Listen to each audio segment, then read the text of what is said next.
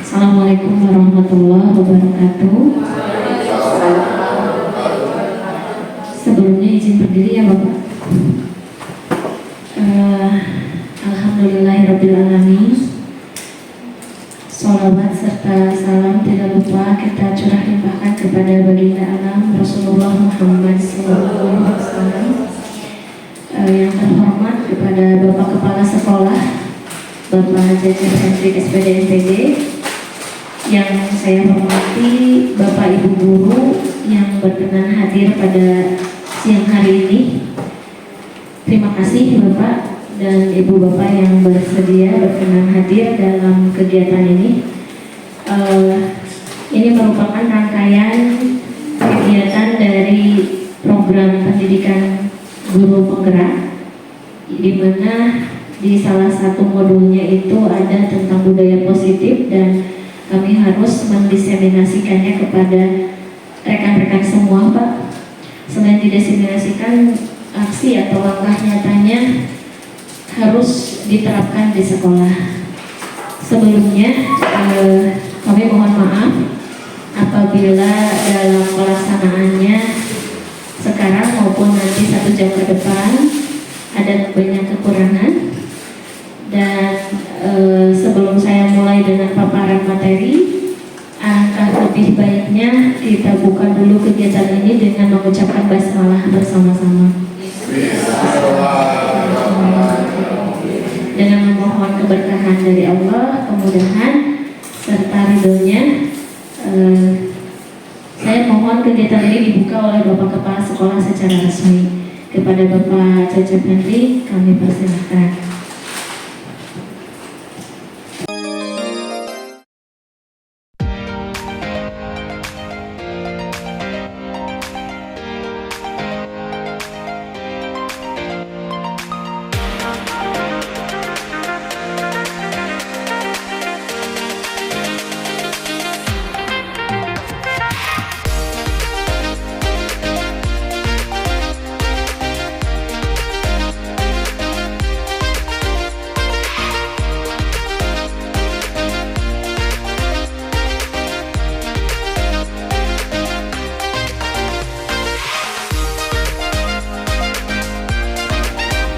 Kegiatan komunitas belajar guru SMA Babakan Cikao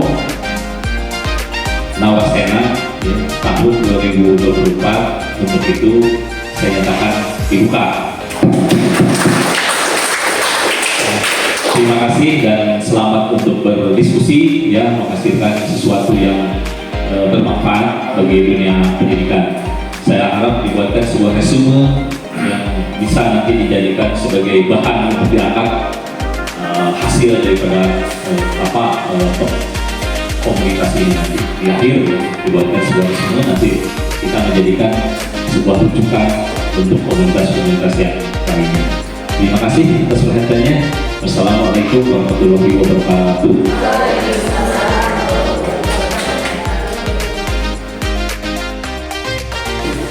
Ya, bismillahirrahmanirrahim. Untuk sesi kedua adalah diseminasi. Di sini Ibu Bapak saya mohon izin untuk membagikan apa yang sudah dipelajari dari modul 1.1 sampai modul 1.4, di mana aksi nyata yang 1.4 ini harus melibatkan komunitas belajar.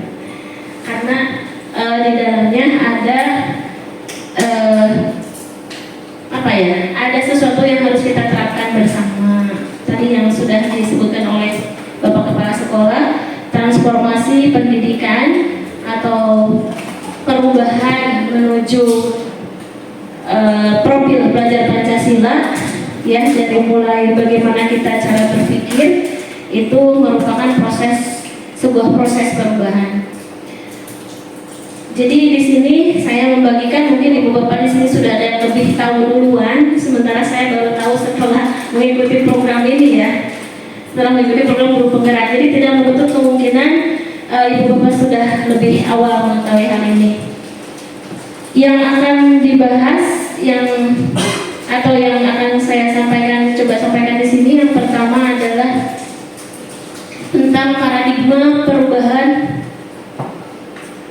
atau paradigma stimulus respon dengan perubahannya untuk pembelajaran itu melalui pendekatan teori kontrol. Ya, jadi bagaimana seseorang bisa berubah, kita ya terutama pendidik, dari paradigma stimulus respon pada atau kepada pendekatan teori kontrol, gitu. Seperti yang sudah kita pelajari pada saat kita kuliah dulu, gitu ya, waktu mengambil kuliah keguruan. Stimulus respon mungkin masih diingat tentang behavioristik, salah satu teori belajar pendukungnya ada Thorndike dan kawan-kawan ya. Jadi di mana seseorang akan melakukan perilaku yang menyenangkan ketika kita berikan stimulus, kemudian kita respon dengan reinforcement, baik itu berupa reward atau penghargaan, dan kalau dia melanggar atau kurang memuaskan maka dia akan diberikan punishment. Itu ya, dulu tuh yang tertanam tuh kita begitu gitu, untuk membiasakan anak memiliki perilaku tertentu, kita menginginkan dia menjadi A, menjadi B gitu, dengan memberikan treatment. Awalnya kita berpikiran seperti itu, dan saya ingat betul itu perasaan saat itu, teori ini benar banget gitu. Bagaimana kita di kelas diminta untuk selalu memberikan reinforcement, selalu memberikan pengulangan, penghargaan, bisa itu dengan mengucapkan kamu luar biasa, kamu hebat, dan seterusnya, gitu ya, penghargaan-penghargaan yang ada pada saat kita mengajar di kelas kekerasan. Kemudian punishment pun seperti itu. Ketika anak tidak mengumpulkan tugas, maka kita dengan leluasa bilangnya, kamu nggak ngumpulin tugas, terutama saya sendiri. Misalkan nilai kamu ibu kurangi karena tidak tepat waktu, ibu kurangi 10. Ibu bapak apakah sama seperti itu, ada punishmentnya ya, atau yang tidak mengumpulkan tepat waktu, atau bahkan yang tidak mengumpulkan tugas. Itu saat kita di kelas. Saat kita di luar kelas, kita sebagai pendidik mungkin pada saat menghadapi, menyikapi siswa yang terlambat, siswa yang ke kelasnya tidak dengan pakaian rapi, kita cenderung ingin menghukum, kita cenderung ingin menyalahkan dia. Nah, paradigma seperti itu, paradigma dari teori belajar tadi ingin kami ubah atau kita ubah. Ini yang kita pelajari, yaitu dengan melalui teori pendekatan teori kontrol. Jadi kalau kita mengutip di sini ada kutipan tentang prinsip leadership, ya, leadership atau kepemimpinan. Menurut Stephen Covey, bila kita ingin membuat kemajuan perubahan sedikit-sedikit, ubahlah sikap atau perilaku Anda. Kalau kecil-kecil, cukup yang berubah kita saja, pribadi. Namun, bila kita ingin memperbaiki cara-cara utama kita, maka kita perlu mengubah kerangka acuan kita. Ubahlah bagaimana Anda melihat dunia, bagaimana Anda berpikir tentang manusia. Ubahlah paradigma Anda, skema pemahaman dan penjelasan aspek-aspek tertentu tentang realitas.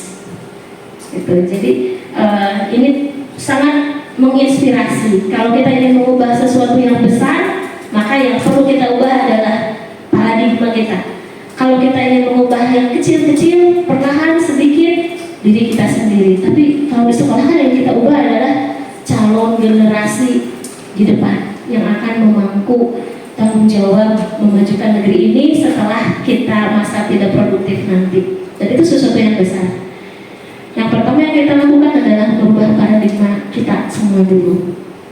Jadi ternyata teori belajar behavioristik ini teori yang kata kuncinya adalah punishment dan reward, itu sudah bergeser menjadi teori kontrol.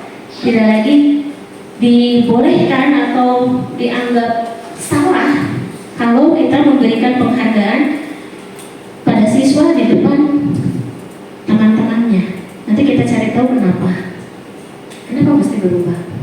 Nah, stimulus respon ini atau tadi yang punishment dan reward ini kelihatan tidak? Kelihatan ya? Contoh, realitas kebutuhan kita sama. Kita berpikirnya seperti itu, sementara menurut teori kontrol realitas kebutuhan kita berbeda. Ya kalau misalkan siswa kita menganggapnya kebutuhannya sama adalah belajar, padahal mah tidak semua siswa merasa butuh belajar, gitu ya.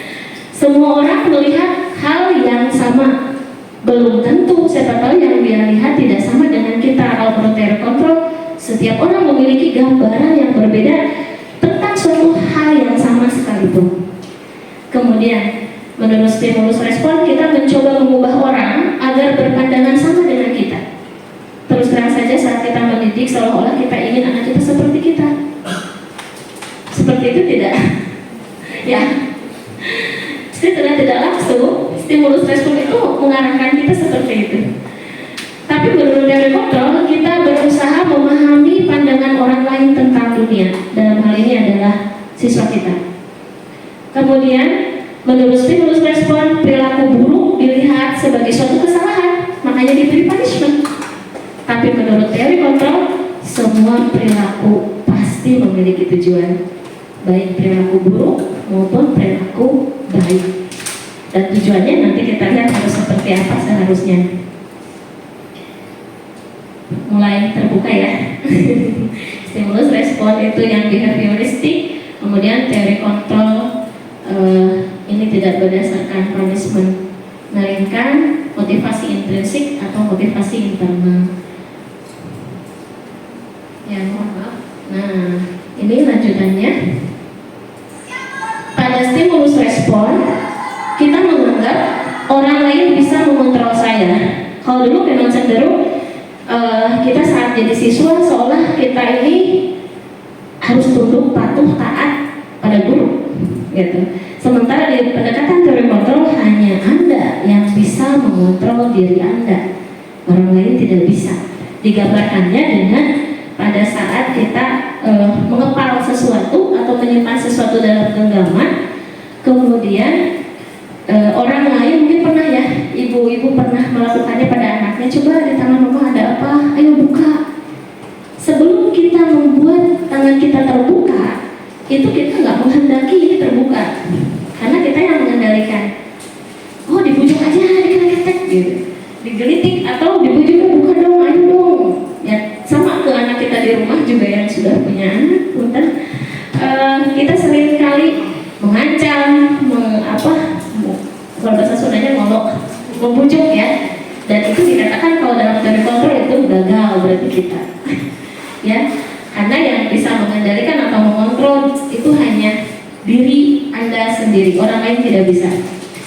Saya bisa mengontrol orang lain pada teori kontrol, saya tidak bisa mengontrol orang lain, atau Anda tidak bisa mengontrol orang lain. Setiap orang punya kehendak masing-masing. Kemudian di stimulus respon tadi sudah, pemaksaan ada pada saat bujukan gagal, akhirnya dipaksa. Kamu teh nggak sekolah dan dibujuk yuk kayak ke bapak ini, menjanjikan sesuatu atau ke anak sendiri gitu. Tapi ternyata ini dikatakan pada saat bujukan gagal, maka kita akan memaksa cenderungnya, dan memang seperti itu selama ini. Kalau di teori kontrol, kita ciptakan atau kita buat pilihan-pilihan baru, kemudian kolaborasi dan konsensus.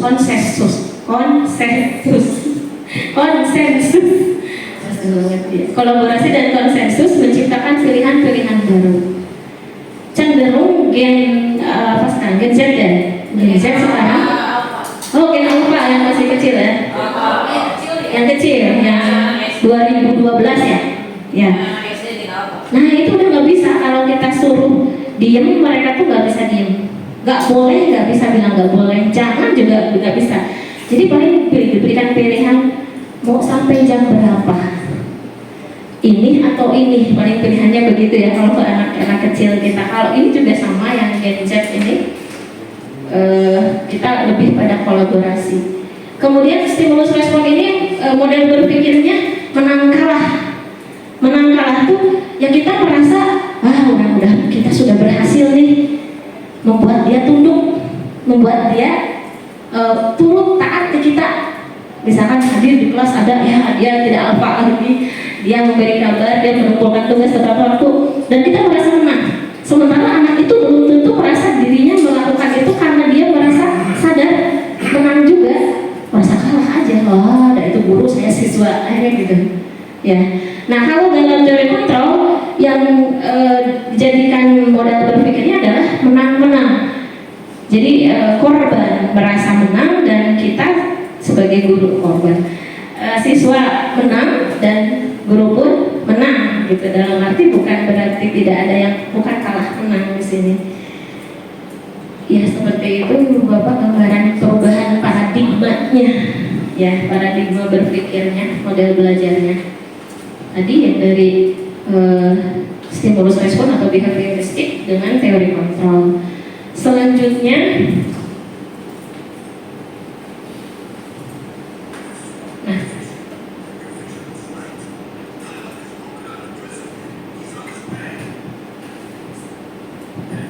jadi sebenarnya ada beberapa ilusi.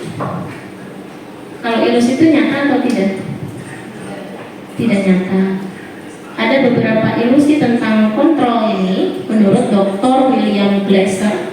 Pada dasarnya kita tidak dapat memaksa murid untuk berbuat sesuatu. Jika murid memilih untuk tidak melakukannya, kita tidak bisa memaksanya.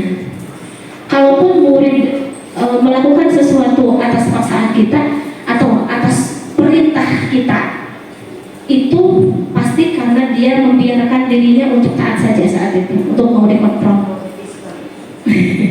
Jadi ini sebenarnya saya mengambil contoh ilusi teori ini, ilusi guru mampu mengontrol murid itu pada kasus Po.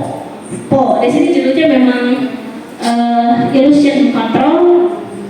Jadi si Sipu ini merasa dia bisa mengendalikan segala sesuatu. Pohon yang diam dia bisa kendalikan. Terus kata masternya tidak bisa. Itu adalah ilusi kontrol. Kamu nggak bisa. Orang nanti yang jatuh itu adalah biji dari buah persik, tidak mungkin akan jadi pohon yang lain. Pasti dia tetap buah persik. Siswa kita juga sama dengan segala kodrat alamnya, bawaannya, dia bakatnya menjadi seorang atlet, ya dia nggak bisa dipaksakan untuk jadi seorang saintis atau orang yang lainnya. Itu maksudnya dari ilusi kontrol. Kita nggak bisa. Kita hanya bisa nuntun kata masternya. Dan kamu tolong percaya pada si Po ini dengan segala kemampuannya, dia bisa menghadapinya. Si Po itu yang pandanya, iya, si Po-nya. Jadi masalahnya ini sangat bijak. Sementara yang gurunya si Po ini greget gitu lihat si Po-nya ini kayaknya nggak mampu deh gitu menghadapi lawan yang lebih besar gitu.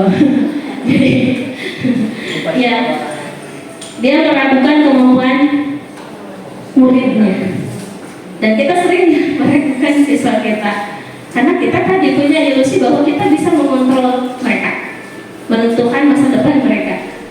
Padahal itu hanya ilusi, tidak bisa. Bahkan anak kita sendiri pun kita nggak bisa. Kita hanya bisa kalau biji mah menyediakan media yang baik dia untuk tumbuh, menyiramnya, memeliharanya, dan itu sesuai dengan filosofi Ki Hajar Dewantara bahwa pendidikan itu hanya untuk menuntun, mengarahkan, bukan untuk mencetak, apalagi mewujudkan. Ya. Nah berikutnya apa hubungannya dengan tadi yang pertama paradigma ini dengan kita ya, perubahan paradigma ini ilusi guru bisa mengontrol murid tidak ada gitu ya. Jadi yang bisa kita lakukan tadi adalah menciptakan suasana sekolah yang positif untuk tumbuh kembangnya siswa, sehingga seluruh kekuatan kodrat alaminya, baik kodrat alamnya maupun kodrat zaman sekarang itu bisa terakomodir dengan baik. Di antaranya adalah disiplin positif. Disiplin positif, ketika kita mendengar kata disiplin, apa yang terlintas di pikiran kita atau terbayang di benak kita? Ya? Tempat waktu katanya disiplin. Taat aturan. Tiket. Tidak merokok di lingkungan sekolah. Ya. Apa yang terbayang di benak Anda? Apa yang terlintas? Kebanyakan ya, kebanyakan orang kita ini akan tertib, teratur, kepatuhan pada peraturan, dan cenderung tidak nyaman. Ya, tidak nyaman ya. Seolah disiplin itu begitu. Nah, terus seolah disiplin itu untuk orang lain. Disiplin itu seolah-olah untuk diberikan orang lain memberikan sesuatu pada kita gitu. Maksudnya siswa dalam hal ini, kamu tidak disiplin. Sementara kalau kita berefleksi melihat diri kita sendiri, apakah saya sudah disiplin? Ya, jadi cenderung disiplin itu diterapkan untuk orang lain. Nah, mari kita lihat apa pengertian disiplin menurut Ki Hajar Dewantara dan ahlinya. Nah, Ki Hajar Dewantara menyatakan bahwa untuk mencapai kemerdekaan, karena kita kurikulum merdeka ya, atau dalam konteks pendidikan kita saat ini, untuk membantu menciptakan murid yang disiplin, untuk murid yang merdeka. Maaf, karena ini video.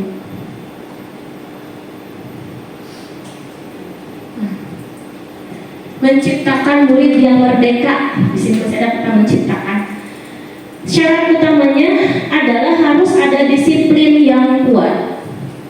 Namun disiplin yang dimaksud adalah disiplin diri yang memiliki motivasi internal.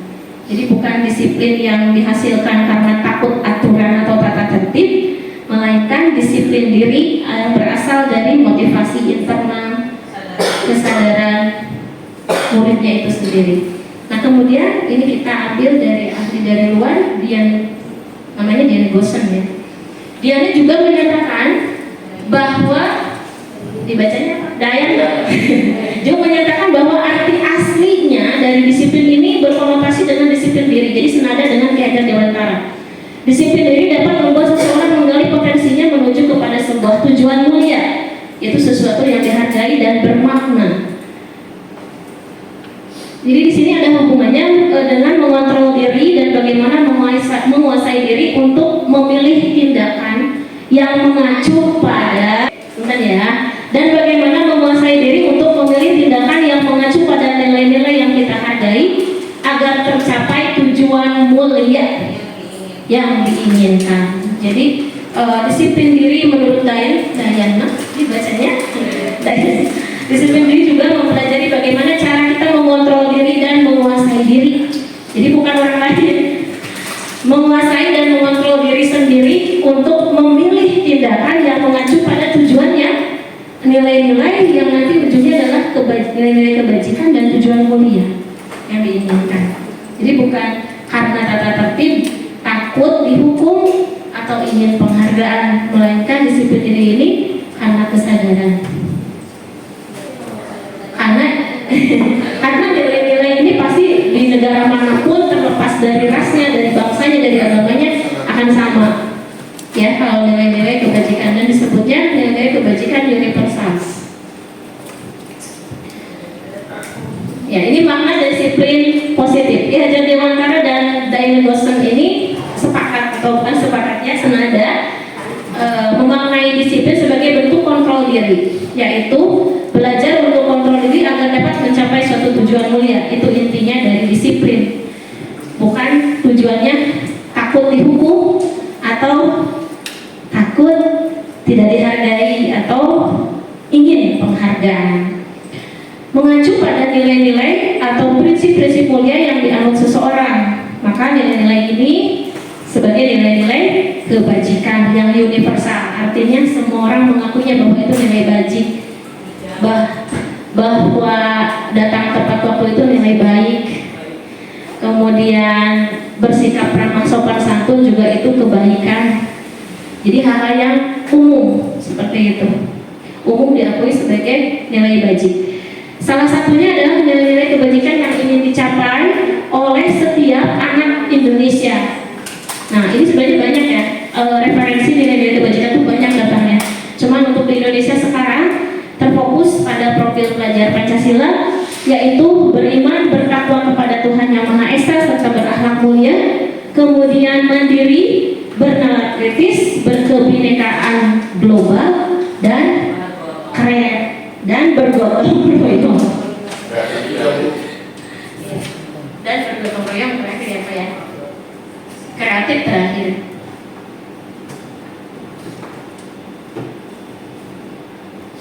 Nah ini kalau kita simpulkan, tadi setiap perbuatan memiliki suatu tujuan menurut Dr. William Glasser menurut teori kontrolnya, dan menurut Diane Boston juga nilai-nilai kebajikan yang dianut oleh seseorang itu akan lebih kuat mengakar pada dirinya, sehingga akan memicu motivasi intrinsik atau motivasi internal dalam dirinya untuk mencapai tujuan mulia dalam hidupnya. Itu yang kita inginkan, dan kita baru bisa mengakomodir istilah merdeka, ya, kurikulum merdeka. Nah, mari kita sekarang membahas tentang motivasi perilaku manusia. Ada 3. Menurut Diane Boston juga dalam bukunya 3 motivasi manusia. Yang pertama adalah untuk menghindari ketidaknyamanan atau hukuman. Ya, punten untuk ASN kita guru ya. Menghindari ketidaknyamanan atau hukuman, misalkan datang tepat waktu karena takut nanti banyak alfanya gitu terhitung ya, masih kita pun guru begitu. Ya, kalau siswa juga mungkin masih motivasi datang tepat waktunya bukan karena kesadaran diri tadi, disiplin diri, tapi masih karena takut hukuman gitu ya, takut kena -5, menghindari ketidaknyamanan. Dan ini dikatakan adalah tingkat terendah dari motivasi itu karena takut hukuman dan menghindari ketidaknyamanan. Siapa yang ngomong bahasa Sunda dong. Ya, jadi ketidaknyamanan hukuman. Nah, mesti dicuri dan mesti dibadan gitu kan. Jadi cenderung ini orang yang motivasi perilakunya menjadi hukuman akan bertanya, apa yang akan terjadi apabila saya tidak melakukannya, gitu ya. Kemudian motivasi yang kedua, tadi ada 3 motivasi manusia, berarti hampir semuanya ya berdasarkan buku dari Diane Boston ini. Yang kedua adalah untuk, sebelum itu ya, hukuman bersifat tidak terencana. Ini hubungannya dengan siswa. Kita bahas ini dulu. Hukuman cenderung bersifat tidak terencana. Contoh, ini siswa datang terlambat, jadi kamu dipoek saja, dijemur saja, cuci WC, keliling lapangan. Apakah itu direncanakan oleh siapapun yang menghukum saat itu? Tidak kan ya? Dan jadi hukuman ini cenderung tidak terencana. Siswa tidak tahu dia akan dihukum apa karena spontan. Kemudian ada rasa keterpaksaan dari siswanya, merasa sakit hati, tersinggung, atau ya cari aman lah intinya. Tadi menghindari ketidaknyamanan. Pak Haji, ya ini iya, ada satu lagi. Jadi sementara disiplin dalam bentuk konsekuensi, jadi sebenarnya ada istilah hukuman, ada istilah konsekuensi. Kalau konsekuensi sudah sama-sama tahu, siswa dan guru membuat kesepakatan. Nah, yang saya buat selama ini adalah konsekuensi, gitu. Misalkan di kelas, kalau kamu tidak mengerjakan PR tepat waktu atau tugas tepat waktu, tidak mengumpulkan tepat waktu, minus sekian 1 hari, 2 hari akumulasi. Begitu tidak? Sama ya? Nah, itu bukan hukuman, itu konsekuensi. Artinya siswa tahu, kita tahu, dan itu disepakati di awal. Sama-sama tahu. Tapi sama-sama tahu juga tetap aja ada proses. Kalau yang hukuman cenderung ke fisik, kalau konsekuensi misalkan begini, kamu merobek buku teman kamu dan kamu tahu konsekuensinya harus apa, berarti menggantinya. Nah, itu bukan hukuman, itu konsekuensi. Jadi ada perbedaan hukuman dengan konsekuensi. Kalau hukuman cenderung menyakiti secara fisik, kemudian dia tidak diketahui sebelumnya oleh siswa atau yang bersangkutan yang dihukum, itu ya. Konsekuensi biasanya dibuat oleh pihak guru, murid sudah tahu. Next. Nah, ini motivasi yang kedua. Kalau tadi menghindari ketidaknyamanan dan hukuman, kemudian yang kedua ini untuk mendapatkan karena tadi ya. Nah, ini untuk mendapatkan imbalan atau penghargaan dari orang lain. Satu tingkat di atas motivasi yang pertama tadi, ini levelnya lebih tinggi, lebih baik. Cuman ternyata kita bahas apa itu penghargaan. Menurut Alfikon, bacanya Alfikon, Alfikon ini menurut pengamatannya ya, baik penghargaan maupun hukuman itu adalah cara-cara mengontrol perilaku seseorang yang menghancurkan potensi untuk pembelajaran yang sesungguhnya. Contohnya gini, kalau anak kita waktu kecil itu sudah bisa berjalan satu langkah baru pertama kali dia bisa berjalan, ibu bapak pernah memperhatikan binar wajah matanya tidak? Seneng kan ya dia? Itu justru reward yang sesungguhnya. Jadi kalau anak kecil kan nggak mungkin dia udah bisa jalan, dikasih uang kan enggak ya? Jadi nggak ada gitu. Dan penghargaan yang sesungguhnya itu justru dari rasa dia berhasil ketika sudah belajar. Itu baik-baik itu belajar waktu kecil dia berjalan, apalagi semakin besar ketika sudah sekolah di level SMA, ketika dia bisa misalkan mengerjakan soal matematika nomor 1 dia bisa, ketika level sulitnya meningkat, nomor soal 2 ini agak sulit dan dia agak lama dan dia bisa, itu pasti ibu aku bisa. Nah itulah penghargaan yang sesungguhnya menurut Alfikon begitu gitu. Proses belajar dan dia bisa saat belajarnya mencapai apa yang harus dia kuasai, itulah penghargaannya. Bukan dengan memberikan kata-kata di depan banyak anak mengatakan, wah kamu hebat, kamu pintar. Nah di dalam teori ini justru itu dihindari. Kalaupun ada penghargaan secara khusus tidak di depan banyak anak, karena penghargaan menurut Alfikon bisa pengaruh jangka pendek dan jangka panjang.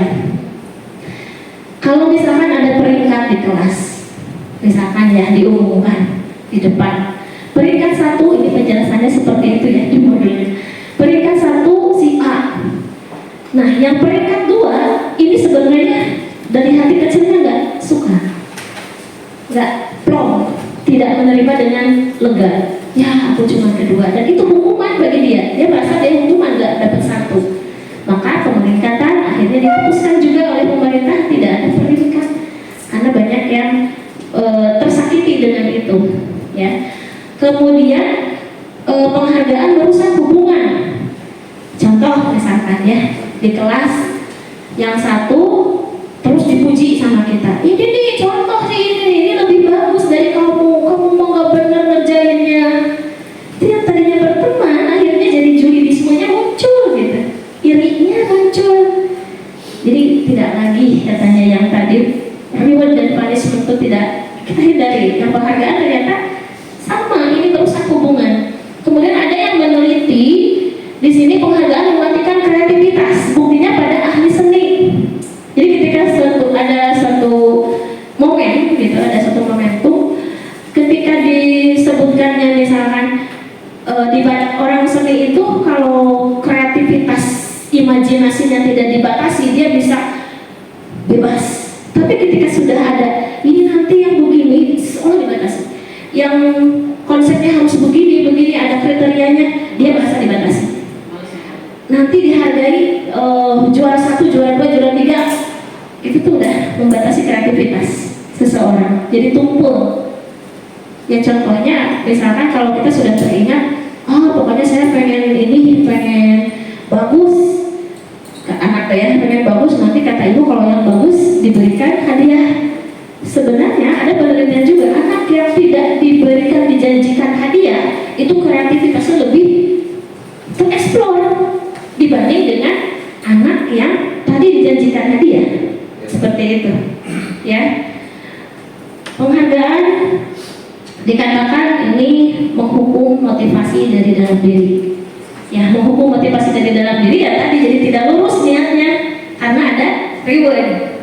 Anak tuh akhirnya bisa saja nanti kata ibu kalau yang nilai 100 akan dibawa jalan-jalan. Misalkan kita menjanjikan seperti itu, atau diberikan hadiah apa, akhirnya dia motivasinya ke sana. Maka dia akan kehilangan motivasi dalam dirinya yang harusnya dia menginginkan ilmu atau belajarnya tadi, kemampuan dia yang harus dicapai, ini malah mentok di situ. Dan dia lupa dengan yang seharusnya dituju gitu. Ya, jadi penghargaan pun ternyata menurut teori pendekatan ini seperti itu.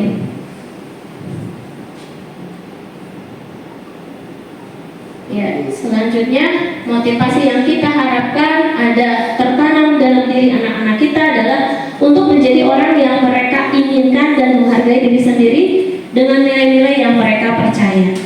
Ini yang kita harapkan, atau disebut juga intrinsik motivasi internal. Ini yang kita harapkan. Jadi anak merdeka itu anak yang punya disiplin diri, kemudian punya motivasi internal, di mana di dalamnya sudah tertanam dan dia sudah yakin dengan nilai-nilai kebajikan dan berusaha untuk mencapainya. Jadi yang sebenarnya kita ajarkan ke anak, matematika bukan bisa menghitungnya, kemudian seni juga bukan bisa bernyanyinya. Lebih dari itu adalah nilai-nilai hidup yang harus kita tanamkan. Kemudian ini tentang 3 motivasi manusia dan apa hubungannya dengan kebutuhan dasar manusia. Mengapa ada siswa yang melanggar aturan? Nah, di sekolah ini sudah tidak aneh gitu ya. Ada siswa yang melanggar peraturan, kesannya tidak aneh. Yang aneh itu kalau melanggar tapi dibiarkan, gitu aneh. Tidak ada kan tadi tidak boleh dihukum, tidak boleh juga diberi penghargaan, jadi bingung boleh jadi apain gitu ya. Nah, ini hubungannya perilaku manusia tadi yang berdasarkan motivasinya, hubungannya dengan kebutuhan dasar hidup. Ada 5 ya, ibu bapak juga sudah tahu biasanya. Yang pertama adalah kebutuhan untuk bertahan hidup, yang termasuk kebutuhan bertahan hidup atau survival ini yaitu kebutuhan yang ada hubungannya dengan fisiologis dan biologis. Fisiologis ini contohnya makan, biologis juga makan ya, makan, tidur, mendapatkan tempat tinggal yang nyaman gitu, kebutuhan dasar banget. Ini adalah kebutuhan untuk bertahan hidup dan kesehatan di dalamnya. Kemudian apabila salah satu kebutuhan untuk bertahan hidupnya ini kurang, ya anak bisa sakit-sakitan. Kemudian yang kedua, kebutuhan bertahan hidup. Yang kedua, ini hubungannya dengan kebutuhan psikologis. Ya, kebutuhan psikologis ini yaitu kasih sayang dan rasa diterima. Ini kalau tadi fisiologis ya, kalau misalkan makan, kemudian tempat tinggal yang nyaman dan kesehatan, itu hubungannya dengan fisiologis. Kalau yang ini dengan psikologis. Rasa diterima diantaranya kebutuhan akan hubungan dan koneksi sosial. Kemudian ada kebutuhan memberi dan menerima kasih sayang. Kemudian ada kebutuhan untuk merasa menjadi bagian dari kelompok. Kita seringkali melihat ada anak yang di dalam kelas tidak ceria, mengucilkan diri, tidak mau bergabung. Itu biasanya ciri-ciri anak yang memiliki kebutuhan gede, kebutuhan khusus, kebutuhan besar untuk kasih sayang dan rasa diterima. Pengucilan itu tidak baik, maka kita juga membelajarkan siswa dengan cara mengelompokkan ketika belajar ya. Kebutuhan memberi dan menerima kasih sayang juga ini patokannya atau dasarnya adalah di keluarga dulu. Kalau di keluarganya kurang, pasti caper atau cari perhatian di sekolahnya. Ya, ibu bapak pasti pernah menemukannya hal seperti ini. Itu anak yang kurang kasih sayang dan rasa diterima.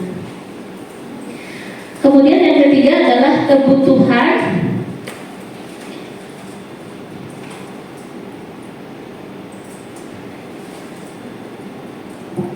pesannya. Nah, ini yang ketiga adalah kebebasan atau freedom, kebutuhan untuk bebas memilih, ya, menentukan pilihan, kemudian kemandirian. Ini masuk ke dalam kebutuhan dasar manusia, mampu mengandalkan atau mengendalikan arah hidup seseorang. Kebebasan ini kadang ada anak yang tidak bisa tinggal diam di kelas, mungkin dia merasa tidak bebas ya. Nah, yang keempat, kebutuhan dasar yang lainnya yaitu kesenangan atau fun. Ini mencari kesenangan, bermain dan tertawa. Tertawa itu juga kebutuhan dasar. Dan kita di zaman sekarang anak-anak Bisa dengan ice breaking, banyak ya metodenya. Yang kelima ini adalah penguasaan kebutuhan pengakuan atas kemampuan. Nah ini contohnya, saya sengaja memberikan contohnya adalah olahraga. Biasanya anak yang kurang mampu di akademik itu biasanya dia mencari penguasaan menunjukkan kemampuan dirinya itu di luar, misalnya jadi tim sepak bola, futsal atau yang lainnya, dan dia bisa menjadi pemimpin di situ. Kalau di kelas bisa saja dia itu ada di kemampuan akademik yang rendah, tapi kalau di luar dia akan menunjukkan kebutuhan penguasaannya itu lebih dari yang lain. Kalau yang pintar biasanya pada diem di kelas, di lapang jadi ini diam di lapang. Tapi kalau yang ini biasanya beda. Ibu bapak sudah bisa mengamati ya, dan itu disebutnya kebutuhan penguasaan, dan itu nggak masalah. Biasanya yang begini dia cenderung ingin jadi pemimpin karena kebiasaan mengamati dulu, gitu. Mengamati sesuatu, kemudian dia mencoba menyampaikannya pada orang lain dan ingin diakui bahwa dia mampu. Dan yang kelima, ini udah ya, yang kelima penguasaan kebutuhan pengakuan atas kemampuan. Ini sudah yang terakhir. Nah, dan ini bukan hanya pada siswa, di modulnya dikatakan demikian. Ibu bapak guru juga, kita juga sudah dewasa tidak terlepas dari kebutuhan yang 5 tadi. Kebutuhan pengakuan, kebutuhan rasa disayangi, bagian dari kelompok, tidak boleh ada yang dikucilkan. Kemudian kebutuhan fisiologisnya tentu saja, gitu ya. Nah, Lester menyatakan bahwa kapasitas untuk berubah ada di dalam diri kita. Jika kita dapat mengidentifikasi kebutuhan apa yang mendorong perilaku kita, maka perubahan perilaku positif dapat dimulai dengan mencari solusi untuk memenuhi kebutuhan tertentu dengan cara positif juga, tidak dengan hukuman maupun penghargaan. Ya, ibu bapak baru sampai sini. Yang berikutnya adalah tentang yang berikutnya adalah posisi kita di sekolah. Ada 5 posisi kontrol dalam penerapan disiplin positif, dan yang diharapkan adalah posisi manajer. Menurut Dr. William Lester, dosen berkesimpulan ada 5 posisi kontrol yang diterapkan seorang guru. Di antaranya adalah posisi penghukum, pembuat rasa bersalah, kemudian posisi teman, posisi pemantau, dan yang terakhir posisi manajer. Iya, 5 posisi kontrol, dan saya terutama sering sekali berubah-ubah posisi. Yang diharapkan itu memang posisi manajer, cuman pada kenyataannya kita pernah jadi penghukum, kita pernah menjadi pembuat rasa bersalah, teman iya, kemudian pemantau juga iya, dan diharapkan kita mencapai posisi manajer. Nanti kita lihat seperti apa contoh penghukum, pembuat rasa bersalah, teman, kemudian pemantau, manajer, dan 5 posisi. Gimana posisimu? Sebagai apa? Ya, kalau yang posisi yang 5 posisi kontrol tadi, kalau yang penghukum cenderung menyakiti dengan kata-kata yang menyakitkan, gitu ya, kasar. Kalau pembuat rasa bersalah itu pelan, sarkas, pelan, tapi menyakitkan juga ujungnya, karena membuat anak berkesan salah, dia selalu jadi seorang yang gagal, gitu. Contohnya, apakah kamu tidak kasihan sama ibu, gitu ya? Iya sama, pokoknya kita pernah. Kamu gak kasihan sama ibu, atau kalau nggak diingatkan dengan posisinya di rumah, gitu kan? Oh, kamu tuh bikin bapak kesel.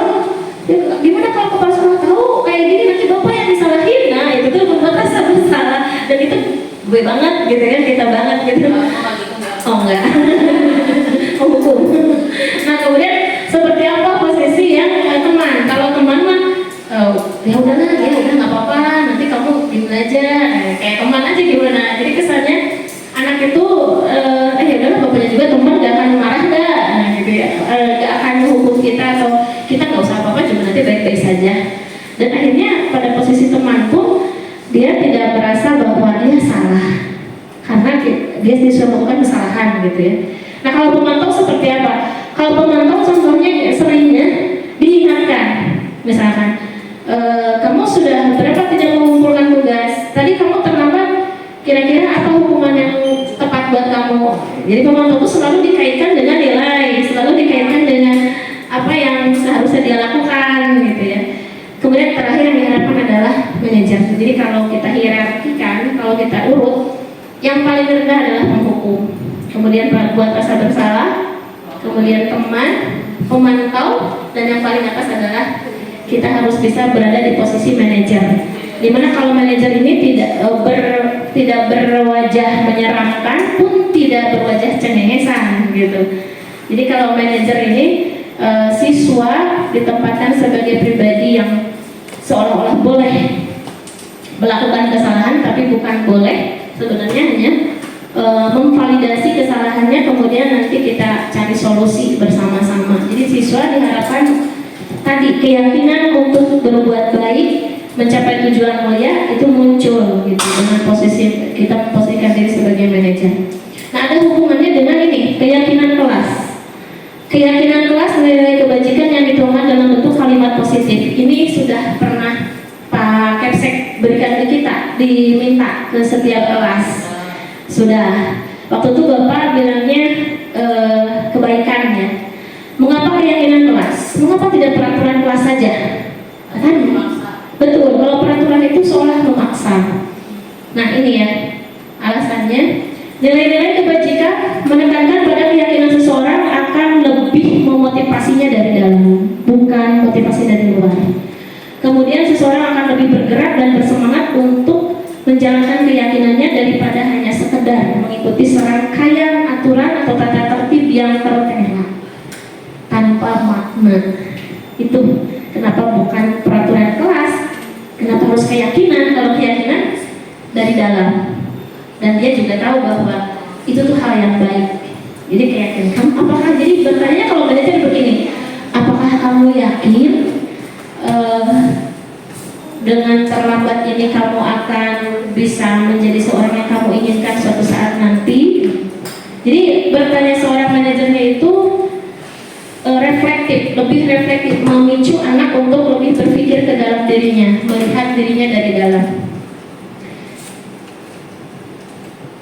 Ya, jadi bukan peraturan kelas, melainkan keyakinan kelas. Nah, tahapannya pertama, tahapan menciptakan program kebajikan kita sudah ya, Pak Arif waktu itu. Lihat daftar kebajikan yang telah disusun bersama, kemudian tentukan nilai kebajikan yang menjadi prioritasnya. Yang ketiga, sempurnakan beberapa daftar nilai kebajikan yang utama bersama-sama, tidak bisa oleh satu orang, tidak bisa oleh Pak Arif saja sebagai kesiswaan, tapi harus bersama-sama. Kemudian yang keempat, membuat poster atau membuat di media sosial keyakinan sekolah. Kalau keyakinan sekolah berarti oleh kita, kalau keyakinan kelas oleh siswa di kelas, dan itu harus bersama-sama siswanya. Nah, bagaimana dengan tahapan membuat keyakinan kelas? Untuk pembentukan keyakinan kelas ini, yang pertama adalah keyakinan kelas bersifat lebih abstrak daripada peraturan yang lebih rinci dan konkret. Kemudian yang kedua, keyakinan kelas berupa pernyataan universal. Pernyataan keyakinan kelas senantiasa dalam bentuk kalimat positif. Jadi hindari kata, dari awal sudah jauh-jauh hari Bapak Kepsek sudah mengingatkan jangan ada istilah jangan, gitu ya. Dilarang, itu tidak boleh gitu. Dalam keyakinan kelas kalimatnya bentuknya positif. Kalau misalkan dilarang, maka kalimat positifnya itu bisa diramu bersama-sama tadi ya. Misalkan dilarang merokok, berarti apa? Dihimbau untuk merokok di luar kawasan sekolah. Jagalah kesehatan dengan tidak merusak paru-parumu. Misalkan sayangi paru-parumu. Jadi ya kalimat positif seperti itu. Kemudian keyakinan kelas sebenarnya tidak terlalu banyak. Jadi di sini dibatasi, biasanya hanya 5 sampai 6 kalimat atau poin. Misalkan kelas mereka 12 IPA 2, keyakinan kelasnya begini, boleh tidak? Selalu datang tepat waktu, boleh. Nomor 2-nya selalu menghargai teman, itu boleh. Jadi depannya selalu semuanya, itu boleh ya. Jadi kalimat positif. Jangan diawali dengan kata jangan atau dilarang. Anak juga jadi mempraktekkan kemampuannya dalam berbahasa Indonesia yang baik dan benar dengan keyakinan kelasnya. Buatlah kalimat positif. Jadi seluruh warga kelas harus berpartisipasi semuanya. Caranya kemarin sudah saya praktikkan ya, dengan memberikan mereka post-it kertas, semua menuliskan kebajikan-kebajikan yang mereka yakini, kemudian diklasifikasikan. Nah, tiba pada yang terakhir ini, pada sesi diseminasi ini adalah segitiga restitusi ya. Ini sebenarnya yang bisa kita praktekkan, disiplin positif tadi keyakinan kelas dengan program keyakinan kelas. Kemudian yang kedua adalah segitiga restitusi dalam penanganan kasus atau penanganan pelanggaran siswa. Restitusi adalah proses menciptakan kondisi bagi murid untuk memperbaiki kesalahan mereka sehingga mereka bisa kembali pada kelompoknya dengan karakter yang lebih kuat. Kalau dihubungkan dengan filosofi pendidikan dari Ki Hajar Dewantara, karakter di sini dulu kita menganggap atau punya pemikiran atau anggapan bahwa setiap bayi yang lahir ibarat kertas polos. Dan itu ternyata oleh Ki Hajar Dewantara diluruskan. Setiap bayi atau anak itu bukan kertas yang polos yang boleh seenaknya oleh kita ditulisi dengan apapun, istilahnya nanti dicetak mau jadi apapun sesuai kehendak orang tuanya. Menurut Ki Hajar Dewantara, setiap anak itu ibarat kertas yang di dalamnya sudah tertulis kodratnya. Dan kita tuh berperan sebagai yang menebalkan karakter baiknya. Sering kita sebagai guru mendapati siswa yang, aduh si iya mah, si Gana pibawan. Kita tuh suka sok tahu gitu kan ya, suka menjudge duluan. Padahal kita nggak tahu. Nah meskipun kita tahu dan terbukti, tidak boleh kita terus mengingatkan dia akan keburukan karakternya. Yang harus kita tebalkan adalah karakter baik dari siswa tersebut. Jadi kalau tadi misalkan tulisan di kertas mah tulisannya sudah ada gambarannya, dia tinggal dibantu oleh kita untuk menebalkan karakter baiknya oleh guru. Kemudian restitusi juga merupakan proses kolaboratif yang mengajarkan murid untuk mencari solusi atas masalah mereka dan membantu murid berpikir tentang tentang orang seperti apa yang mereka inginkan dan bagaimana mereka harus memperlakukan orang lainnya.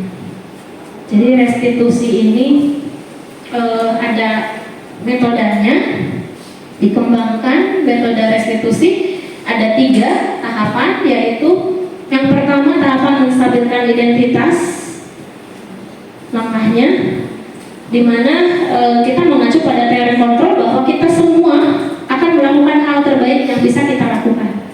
Itu paradigmanya. Nomor 2 atau langkah kedua, validasi tindakan yang salah. Semua perilaku memiliki alasan. Jadi anak pasti punya alasan. Kenapa dia tidak memperhatikan kita? Kenapa dia tidur di kelas? Kenapa dia melanggar aturan sekolah? Itu pasti punya alasan. Dan pada restitusi ini, di mana kita harus memposisikan sebagai manajer, harus mau tahu alasan mengapa mereka melakukannya. Tidak langsung menghukum. Lalu setelah tahu alasannya apa yang berikutnya adalah menanyakan keyakinan yang dia yakini, keyakinan yang baik ya, keyakinan hubungannya dengan nilai-nilai kebajikan yang dia yakini. Kemudian kita semua memiliki motivasi internal menurut teori kontrol. Jadi bukan berarti anak yang melanggar itu, kemarin sempat sedikit dipraktikkan ketika ada siswa yang ngambil ngambil kelapa di belakang milik tetangga ya. Coba ditanyakan alasannya apa, ya pasti haus gitu kan. Pasti alasannya karena haus gitu. Terus saat itu mungkin kita belum kenal dengan restitusi ya, penanganannya belum seperti yang diharapkan. Kemudian dari segitiga restitusi ini contohnya Ibu Bapak, silahkan menonton dulu ya. Pada video kali ini kita akan membahas tentang salah satu program disiplin positif yang diterapkan di lingkungan sekolah yang dikenal dengan nama restitusi.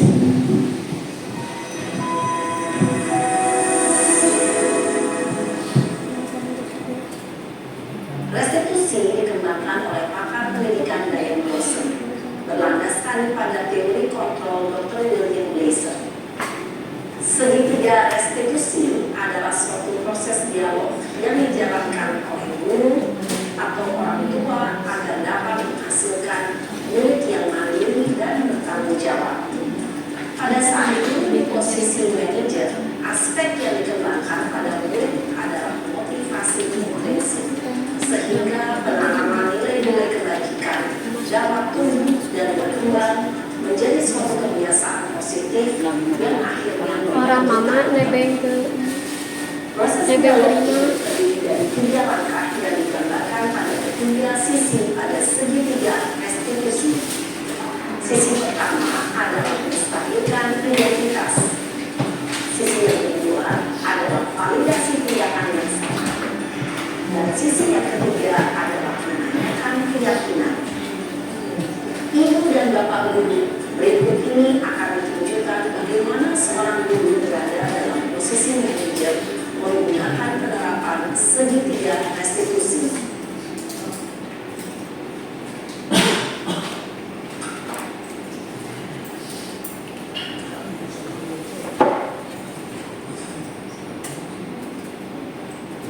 Siap sana. Siapa? Sudah lama bisa. Kenapa ada di sini? Kesel Pak, kesel banget. Masa aku dikatain tukang fitnah Pak? Ya aku marah lah. Aku gak dikatain TK di depan kelas. Kesel banget. Pasti bisa. Bapak juga karena apabila ada yang menunggu Bapak seperti itu. Kemudian pada saat itu kamu mau melakukan apa? Ya saya langsung ngatain TK lah Pak. Kesel banget. Saya bentak-bentak dia depan teman-teman lain. Oh begitu. Pasti kamu melakukan seperti itu karena suatu alasan tertentu kan? Iyalah, masa saya diam saja Pak? Ya saya bela diri lah. Masa saya dituduh tukang fitnah? Ya wajar lah. Mempertahankan harga diri itu sesuatu yang penting. Untung kamu tidak memiliki gagal lagi. Hanya minta-minta. Iya Pak. Untung saya masih bersabar dan hanya membackup saja. Sudah gemes padahal, saya pasti bela diri lah. Ya pasti ya. Tapi kamu memilih untuk tetap bertahan dan bersabar. Kamu memilih untuk tidak berbuat lebih parah lagi kan? Iya. Nah, sekarang coba kita lihat lagi tindakan kamu yang minta-minta EK di kelas.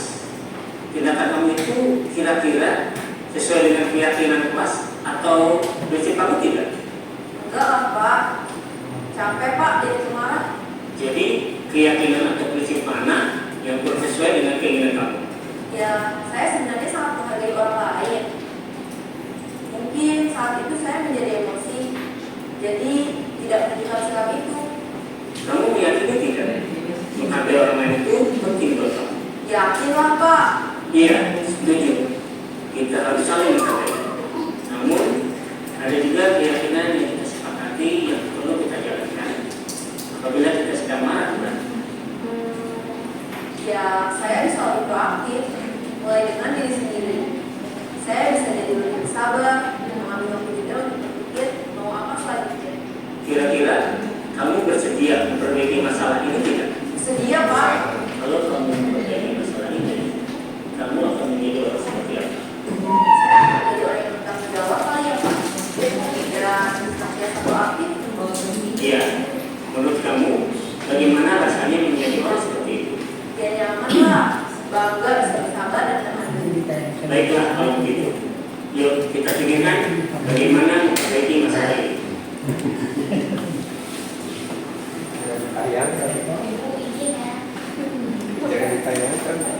Ibu dan Bapak guru hebat. Baru saya sedang menyaksikan contoh bagaimana seorang guru berada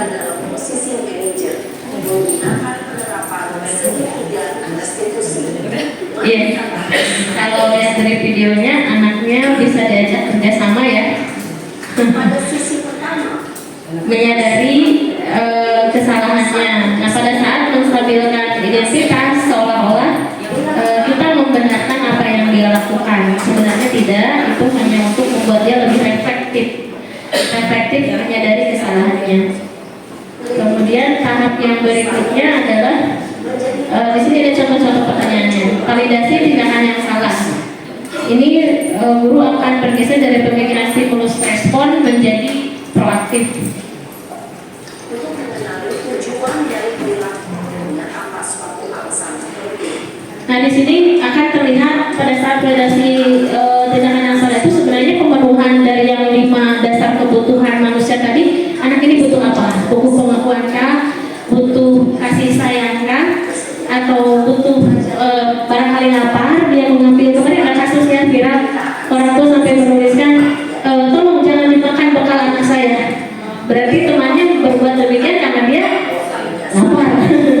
Sering kelaparan, mungkin tidak bawa bekal, atau bisa saja anak tersebut diberi bekal tapi tidak cukup gitu ya, atau dia memang caper aja sama anak yang digodanya. Jadi macam-macam. Nah, kemudian kita di tahap akhirnya menanyakan keyakinannya. Teori bujuk atau teori membujuk tadi dengan cara dibujuk itu dikatakan gagal sebenarnya. Dan mandiri. Nah, ibu bapak guru jadi kuat secara. Jadi percepat ya. Masuk ke sini. Ini tahapannya 3 sisi restitusi. Tadi menstabilkan identitas dulu.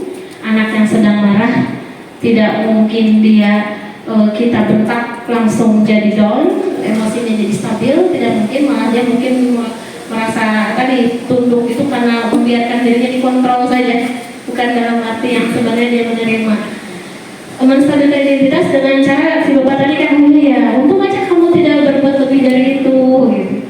Kalau iya sebenarnya kamu bisa saja ya marahnya lebih dari itu, atau kalau buat salah bapak juga pernah berbuat seperti itu, atau bukan hanya kamu saja yang pernah salah gitu. Jadi anak merasa dia oh iya aku tuh tadi marah tuh wajar, dan itu biasanya cooling down, dia emosinya akan turun kalau sedang marah. Di kita pernah terjadi itu dulu ya, yang mereka pernah. Dan waktu itu kita belum tahu 3 sisi restitusi ini. Yang kedua, validasi tindakan yang salah. Setiap tindakan tadi punya tujuan pasti, dan kita harus bisa mengorek tujuannya apa, alasannya apa, sehingga kita bisa tahu kebutuhan dasar apa yang tidak terpenuhi dari anak tersebut. Dan ketiga, tahapannya yaitu menanyakan keyakinan. Teori kontrol menyatakan bahwa kita pada dasarnya termotivasi secara internal. Ketika identitas sukses telah tercapai pada angka 1 tadi ya, di menstabilkan identitas, dan sudah divalidasi pada angka 2, maka anak akan siap untuk dihubungkan dengan nilai-nilai yang dia yakini benar. Apakah ini boleh diacak? Tahapannya boleh. Kita bisa langsung menanyakan keyakinan yang benarnya ke anak, boleh. Jadi tidak harus berurutan. Nah, tiba pada berbagai pengalaman dan pembelajaran setelah saya mencoba menerapkan konsep budaya positif ini. Jadi di budaya positif ini akarnya adalah disiplin positif. Disiplin positif tadi maknanya adalah disiplin diri. Motivasinya muncul dari motivasi internal. Untuk dari motivasi internal ini tentu saja setiap orang meyakini adanya nilai-nilai kebajikan universal, di mana kita kebajikan universalnya adalah untuk Indonesia saat ini, terutama dalam kurikulum Merdeka, adalah profil belajar Pancasila. Beberapa hal yang sudah coba saya terapkan, yaitu yang pertama tadi, bahwa pendidikan itu hanya menuntut sesuai dengan filosofi Kelancaran Dewantara. Kita bukan yang menentukan arah hidup anak atau mencetak dia harus menjadi apa. Kita hanya perlu membimbing, mengarahkan, menyediakan pembelajaran yang menyenangkan untuk dia, menyediakan suasana sekolah yang positif, sehingga tumbuh kembang anak segala kekuatan kodratnya muncul dengan maksimal. Pendidikan menurut Ki Hajar Dewantara sebagai tuntunan dalam hidup tumbuhnya anak-anak. Kemudian maksud dari pendidikan sendiri adalah menuntun segala kodrat yang ada pada anak-anak agar mereka dapat mencapai keselamatan dan kebahagiaan yang setinggi-tingginya. kita juga sama ya, bukan hanya anak-anak. Keselamatan dan kebahagiaan yang setinggi-tingginya baik sebagai manusia maupun anggota masyarakat. Dan kemudian hubungannya dengan kebudayaan, pendidikan menjadi tempat persemaian benih-benih kebudayaan. Bisa dibayangkan kalau Indonesia benih-benihnya yaitu siswa kita di sekolah-sekolah ini sudah berkarakter semua atau sudah memiliki nilai-nilai kebajikan, profil belajar Pancasila, indah gitu ya bermasyarakat.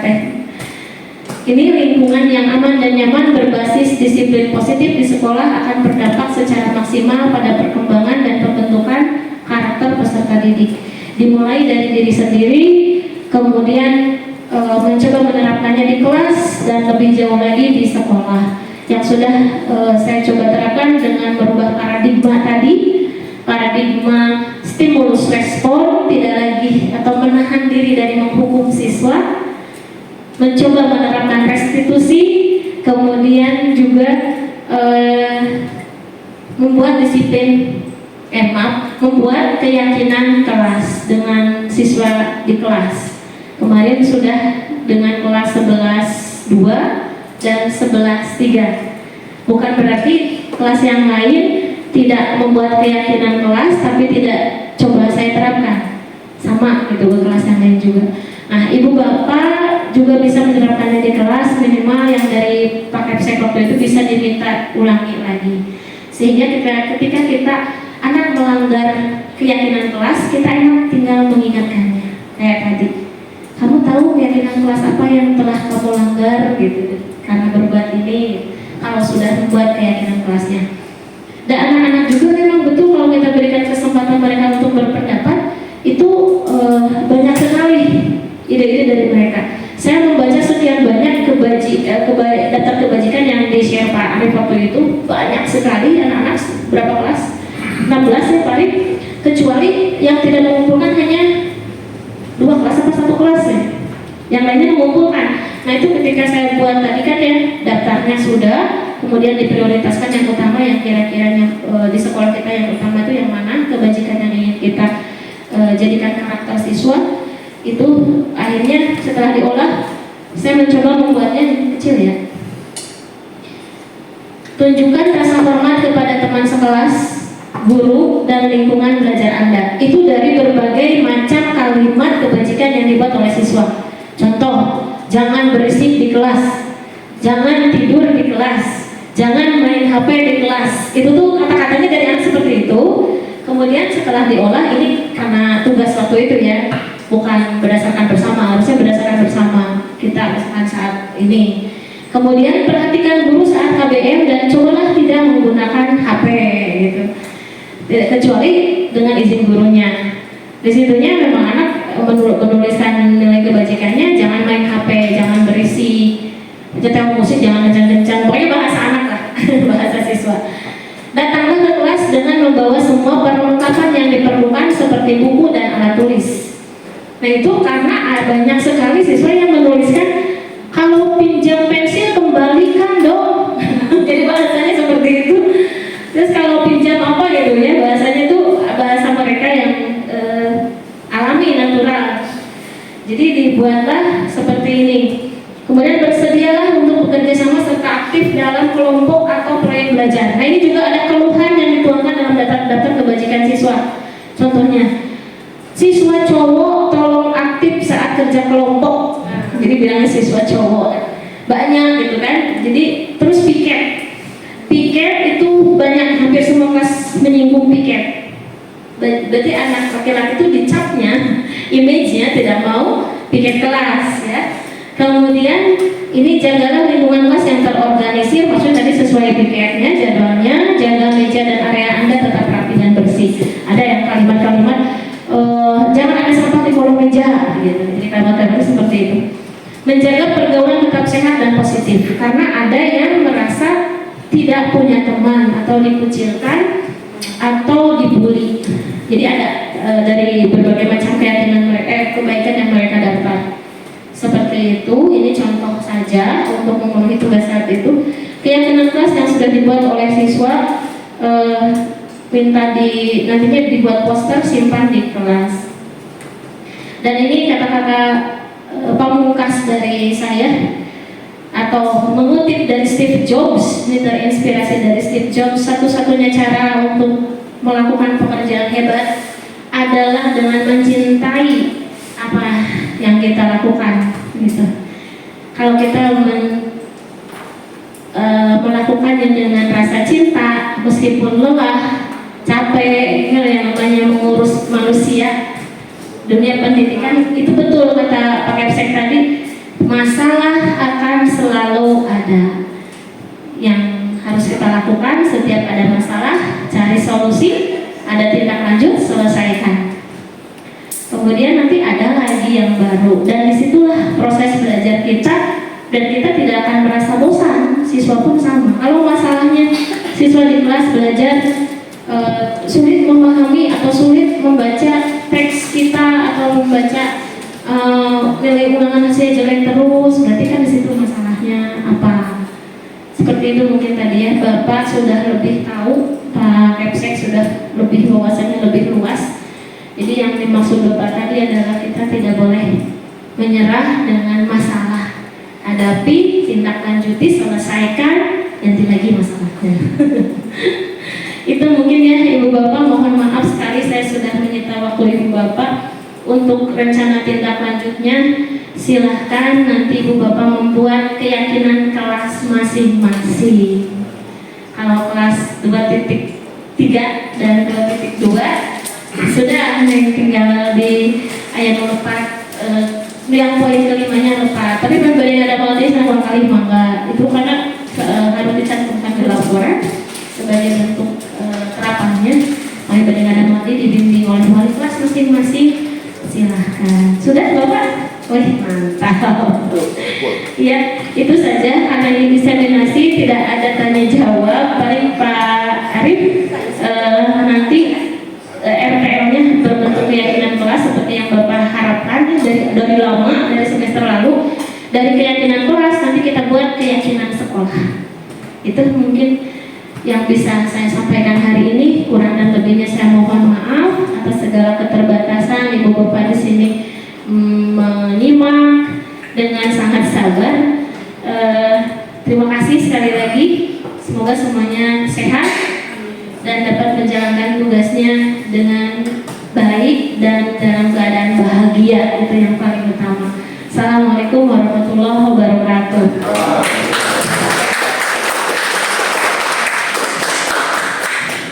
Ini ditutup saja atau langsung ya? Dengan mengucapkan hamdalah bersama-sama.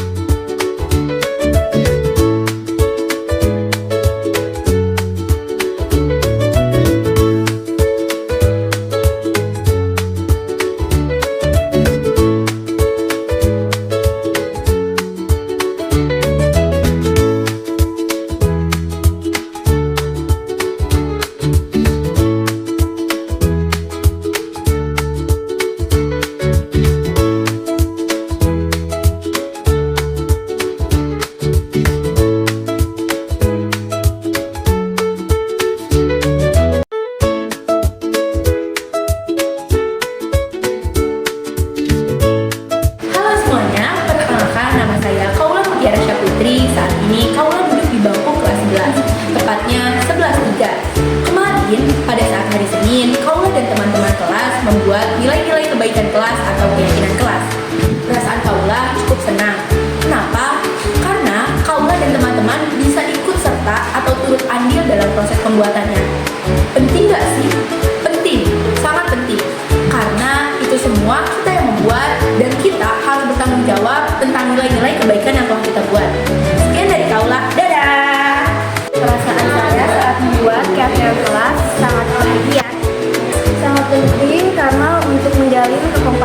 11 3. Assalamualaikum warahmatullahi wabarakatuh. Perkenalkan, nama aku Nazira Aulia Kristi dari 11 3. Perasaan saya saat membuat keyakinan kelas, perasaan saya sangat senang, dan menurut aku membuat keyakinan kelas itu sangat penting. Kenapa? Karena untuk menjadikan kelas kita itu menjadi teratur atau tertata atas aturan yang berada, dan juga dengan adanya keyakinan kelas ini menjadikan kelas kita menjadi lebih kompak dan lebih Warahmatullahi wabarakatuh. Halo teman-teman semuanya, perkenalkan, nama aku Puput Anggraini dari kelas 11 3. Perasaan aku saat membuat keyakinan kelas yaitu antusias, dan menurut aku membuat keyakinan kelas itu penting. Kenapa sih penting? Karena supaya anak-anak kelas 11 3 disiplin dan selalu membudayakan 5S. 5S yaitu santun, sopan, senyum, salam, dan sapa. Wassalamualaikum warahmatullahi wabarakatuh. Assalamualaikum warahmatullahi wabarakatuh. Kenalkan, nama saya Muhammad Bilas. Saya sangat antusias dan senang sekali. Ya, itu sangat penting untuk membuat kita betah di kelas dan nyaman di kelas ini.